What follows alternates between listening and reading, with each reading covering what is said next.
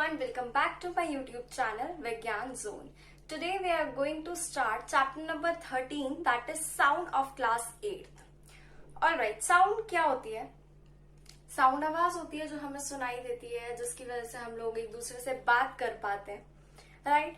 Most common examples जिनसे sound produce होती है वो हमारे होते हैं म्यूजिकल इंस्ट्रूमेंट्स, जैसे कि गिटार हो गया, we have violin, we have piano, we have harmonium, tabla etc. All these are musical instruments जिनसे साउंड प्रोड्यूस होती है. अब साउंड की क्यों नीड है हमें, क्या किस चीज में हेल्प करती है हमें साउंड? ये हेल्प करती है एक दूसरे से कम्युनिकेट करने में हमें, क्योंकि हम भी बोल रहे हैं तो हमारे माउथ से भी एक साउंड प्रोड्यूस होती है जिसे आप समझते हो. अब वो किसी भी लैंग्वेज में प्रोड्यूस हो, उस लैंग्वेज को आप समझते हो, फिर आपको समझ आता है कि हम क्या बोल रहे हैं, फिर आप उसका रिप्लाई करते हैं. तो ये कम्युनिकेशन होता है जिसके लिए हम लोगों को साउंड चाहिए होती है. So the first point is it helps in communication.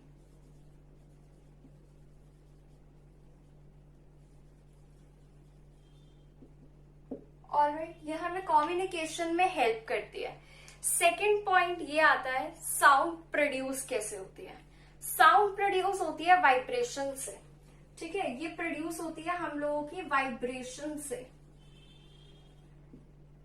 Vibration से साउंड प्रोड्यूस होती है, पर वाइब्रेशन क्या होती है? The next question.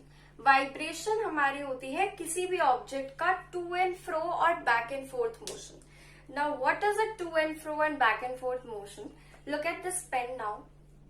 अगर मैं इसे इस तरह से मूव करूं तो इसका ऐसे और ऐसे ऐसे ऐसे ये वाला जो मोशन है ये इसकी मेन पोजीशन है, जहां पर ये रेस्टिंग पोजीशन पर है. उसके बाद में ये टू एंड फ्रो मोशन में क्या होता है? This is two, this is fourth, ठीक है? तो ये टू है, ये फ्रो है, तो इस तरह से ये पेन हमारा टू एंड फ्रो मोशन करेगा. बैक एंड फोर्थ इस तरह से होता है, ठीक है? बैक एंड फोर्थ में क्या होता है? Fourth back. या अगर मैं इस साइड से अगर देख के बोल रही हूं तो this is back and this is fourth, because मेरी तरफ आ रहा है दैट्स फोर्थ एंड जा रहा है दैट्स बैक, ठीक है? तो जो टू एंड फ्रो और बैक एंड फोर्थ मोशन होता है हमारा किसी भी ऑब्जेक्ट का, उसे हम लोग बोलते हैं वाइब्रेशन. टू एंड फ्रो और बैक एंड फोर्थ मोशन, ठीक है? तो कोई भी जो हमारा ऑब्जेक्ट होता है वो टू एंड फ्रो और बैक एंड फोर्थ मोशन करता है, तब वो वाइब्रेशन कहलाती है, और वाइब्रेशन से साउंड प्रोड्यूस होती है. Again to and fro is this, जो पेंडुलम में होता है, इधर से इधर, इधर से इधर, इधर से अगेन इधर, इस तरह से.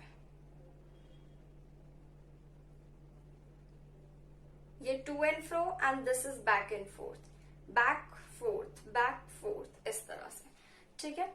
नेक्स्ट आता है कुछ ऑब्जेक्ट्स होते हैं जिनमें वाइब्रेशन हमें विजिबल होती है, तो हम लोग कह सकते हैं ठीक है वाइब्रेशन विजिबल है, इस वजह से साउंड आ रही है. पर कुछ ऑब्जेक्ट्स ऐसे होते हैं जिनमें ना वाइब्रेशन विजिबल ही नहीं होती हमें, तो हम लोग कंफ्यूज हो जाते हैं, यार इसमें तो वाइब्रेशन विजिबल ही नहीं है. तो फिर जब वाइब्रेशन ही नहीं हो रही है, हमें तो ये लगेगा वाइब्रेशन नहीं हो रही. अगर वाइब्रेशन ही नहीं हो रही तो साउंड कैसे प्रोड्यूस हो सकती है? ये तो मैम गलत बता रही है, फिर तो वाइब्रेशन से साउंड प्रोड्यूस हो ही नहीं सकती.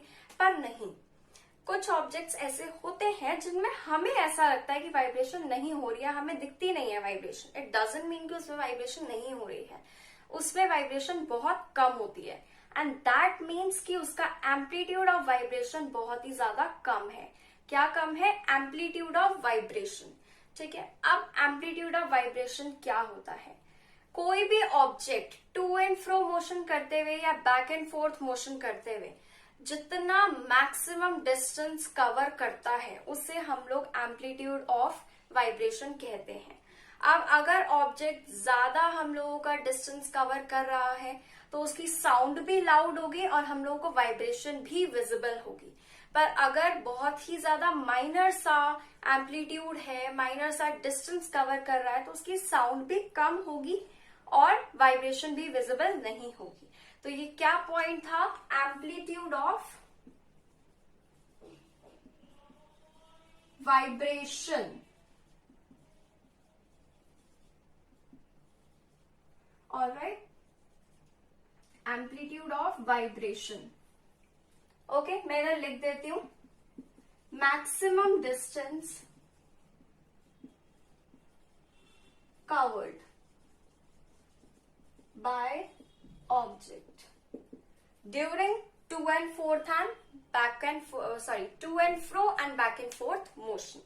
All right, अब एग्जाम्पल्स हम लोग यहाँ पे म्यूजिकल इंस्ट्रूमेंट्स के ही होते हैं. गिटार को देख लो आप, अगर उसको, वैसे बहुत सारे एग्जाम्पल्स होते हैं बट जेन्युइनली या कॉमनली कह सकते हैं, वो मैं जो एग्जाम्पल दे रही हूँ वो आपको एक गिटार का दे रही हूँ. गिटार में जो स्ट्रिंग्स होती हैं उसको आप लोग मूव कराते हो तो वो टू एंड फ्रो या बैक एंड फोर्थ मोशन करती है, उसके बाद में उसमें वाइब्रेशन होती है, उसकी वजह से ही साउंड प्रोड्यूस होते हैं. कभी भी ट्राई कर लेना, कहीं पर भी देख लेना. ठीक है.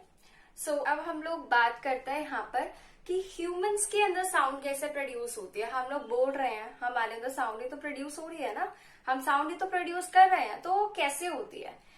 ह्यूमंस के अंदर जो साउंड प्रोड्यूस होती है वो होती है वॉइस बॉक्स की हेल्प से, जिसे हम लोग लैरिंक्स भी बोलते हैं. सो in humans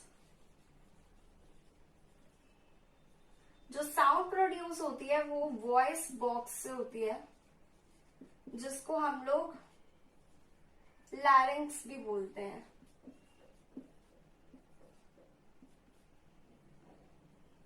alright, this is a new term, इस वजह से मैंने कैपिटलाइज करके लिखा है. लैरिंक्स बोलते हैं उसे. अब देखो, अपनी फिंगर्स लो, अपने यहाँ पर थ्रोट पर टच करो और कुछ भी बोलो, कुछ भी सिंग करो, कुछ भी हम करो, एनीथिंग. ओके, आपको वाइब्रेशन फील होगी यहाँ पर, you will feel the vibration. वहां पर ये जो हमारा बम्प टाइप का पार्ट है ना, this is your voice box. Adam's apple भी बोलते हैं इसे, जो आपको आगे वाले चैप्टर्स में या आई थिंक प्रीवियस चैप्टर्स के अंदर आप लोगों ने ये चीज पढ़ा होगा. एडम सैपल भी बोलते हैं. इसके अंदर ही हम लोगों का यहाँ पर थ्रोट पे पीछे की साइड पे वॉइस बॉक्स प्रेजेंट होता है, जो कुछ इस तरह की शेप का होता है. Like something like this. I am not drawing it exactly, but something of this shape. मुझे आपको वोकल कॉर्ड्स के बारे में पढ़ाना है, तो इसलिए मैंने इसको ड्रॉ किया है. समथिंग लाइक दिस होता है आपका लैरिंक्स या वॉइस बॉक्स. ये आपका वाइब्रेट करता है और उससे साउंड प्रोड्यूस होती है. Now how does it vibrate and where it is located. Wind pipe के अपर मोस्ट एंड पर, विंड पाइप के अपर एंड पर लैरिंक्स हमारा लोकेटेड होता है. It is located at upper end of windpipe. Windpipe के अपर एंड पर हमारा लैरिंक्स प्रेजेंट होता है, वॉइस बॉक्स प्रेजेंट होता है, लोकेटेड होता है. ऑलराइट, अब हम लोग लैरिंक्स के बारे में और थोड़ा सा डिटेल में पढ़ेंगे कि किस तरह से साउंड प्रोड्यूस होती है, वाइब्रेशन होती कैसे है. सो वाइब्रेशन होती कैसे है. हमारे लैरिंक्स के पास में 2 वॉइस बॉक्स होते हैं, 2 वोकल कॉर्ड्स होती है. I am so sorry.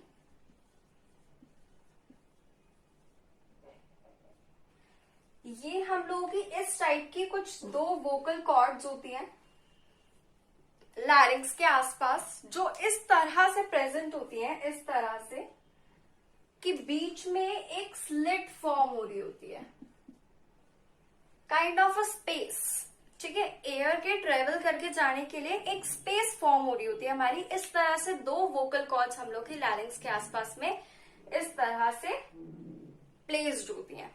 ठीक है, अब ये वोकल कॉर्ड्स क्या करती हैं, ये वाइब्रेट करती हैं जब भी हमारी लंग्स एयर को पंप करती है, जब भी एयर एंटर करती है इस स्लिट में से, तो ये जो वोकल कॉर्ड्स होते हैं ये वाइब्रेट करते हैं and then the sound is produced.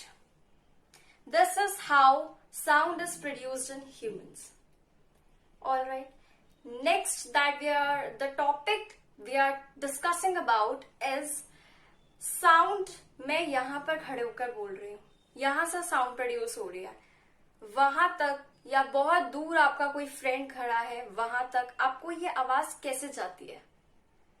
कुछ ना कुछ तो रिक्वायर्ड होता होगा साउंड को चलने के लिए, ट्रेवल करने के लिए, या कुछ अच्छी वर्ड्स में हम इसे बोले तो प्रोपोगेट करने के लिए.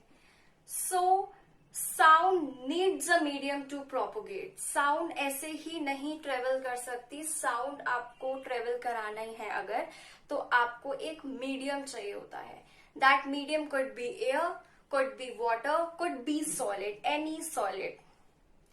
कोई भी आपके ये तीनों में से मीडियम प्रेजेंट होंगे तो साउंड प्रोपोगेट होगी.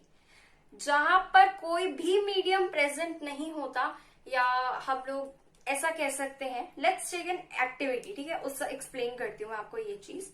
सो take a glass jar. Glass का एक जार ले लो आप, अच्छे से उसको साफ कर लेना, कहीं से भी गीला नहीं होना चाहिए. उसके अंदर अपना सेल फोन डालो, फिट होना चाहिए पूरा वो उसके अंदर, ठीक है.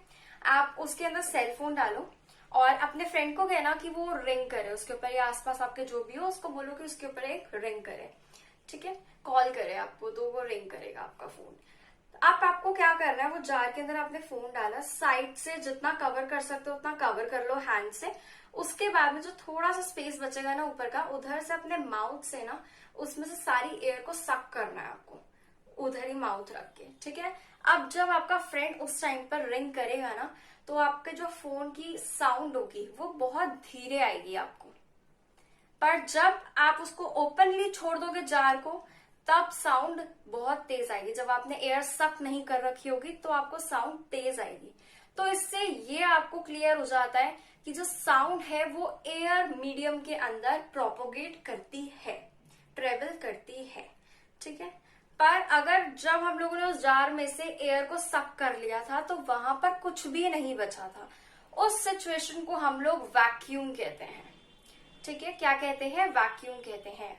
लाइट और आई एम सो सॉरी, जो साउंड है हम लोगों की वो वैक्यूम में ट्रेवल नहीं कर सकती है. Alright, so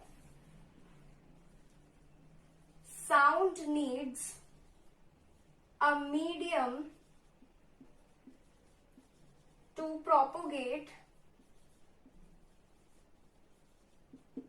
Sound needs a medium to propagate, और वो मीडियम हमारा एयर भी हो सकती है, वाटर भी हो सकता है, एनी सॉलिड भी हो सकता है. Alright, remember one point, it's a note for you guys. Sound can not propagate in vacuum. Sound can't propagate in vacuum. Vacuum is an empty space जहां पर एयर बिल्कुल सक कर ली जाए, बिल्कुल एयर प्रेजेंट ना हो. ऑलराइट, अब हम लोग वाटर का भी एग्जांपल देख लेते हैं यहाँ पर कि वाटर में कैसे साउंड प्रोपोगेट करती है. टेक अ टब, उसमें वाटर फिल कर लो, और बेल होती है ना, उससे लेना है आपको. जैसे टेम्पल्स में बेल नहीं लगी होती, उस टाइप की बेल आप लोगों को लेनी है, छोटी सी. उस बेल को आप इस तरह से बजाओ वाटर के अंदर, और कान लगा के सुनो कि आपको साउंड आती है. साउंड आएगी, कम आएगी पर आएगी. तो वाटर में भी साउंड प्रोपोगेट करती है. ओके, नेक्स्ट एग्जाम्पल हम लोग सॉलिड का लेते हैं. Take a metre scale. इतना बड़ा वाला स्केल आता है 1 मीटर वाला, वो आप लोग एक एंड उसका आप अपने ईयर पर लगाओ, दूसरा एंड आप अपने फ्रेंड को दे दो, और उसको बोलो कि उस स्केल को स्क्रैच करे. जब वो स्क्रैच करेगा ना उसे, तो आपको साउंड सुनाई देगी. This is the 3 activities. ये आपकी 3 एक्टिविटीज है जो एनसीईआरटी बेस्ड ही है, एनसीईआरटी में मेंशन है आपके इस टॉपिक के अंडर. ये तीनों प्रूफ करती हैं कि एयर, वाटर एंड सॉलिड तीनों ही हमारे मीडियम्स कहलाते हैं, और मीडियम की हमें जरूरत होती है साउंड को प्रोपोगेट कराने के लिए. इन वैक्यूम साउंड प्रोपोगेट नहीं होती है. ऑलराइट, ओके, सो अब नोट में हम लोग 2 चीजें और ध्यान रखेंगे. The first one I have already written, 3 I think more we have. So the next one is in men voice box is, I'm so sorry, that's vocal cords.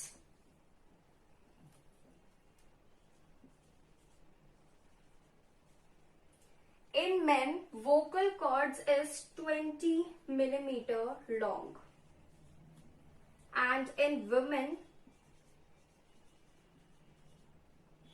it's 15 millimeter long. Alright, main में जो आपके vocal cords होते हैं वो 20 millimetre long होते हैं, women में वो 15 मिलीमीटर लॉन्ग होते हैं, और चिल्ड्रंस के वोकल कॉर्ड्स बहुत ही छोटे छोटे से होते हैं साइज में. इसी की वजह से जो विमेन की साउंड होती है, जो वॉइस होती है, वो थोड़ी सी पतली और थोड़ी सी सॉफ्ट होती है एज कंपेयर टू मेन. क्योंकि जितने ज्यादा बड़े वोकल कॉर्ड्स होंगे या जितना ज्यादा बड़ा ऑब्जेक्ट होगा उतनी ही ज्यादा वाइब्रेशन होगी और उतनी ही ज्यादा हार्श और थोड़ी सी कोर्स साउंड आपकी प्रोड्यूस होगी. इसीलिए चिल्ड्रंस की बहुत ही सॉफ्ट साउंड होती है as compared to men and women. Okay, so I think this was it about this part of the chapter because it's a little bit lengthy chapter, so we are going to cover it in 2 parts. In the other part of this chapter, in the other part of the video for this chapter, we are going to cover how we hear the sound, that is about the ear. I hope you all like this video. Like, subscribe and share to my YouTube channel. Thank you so much.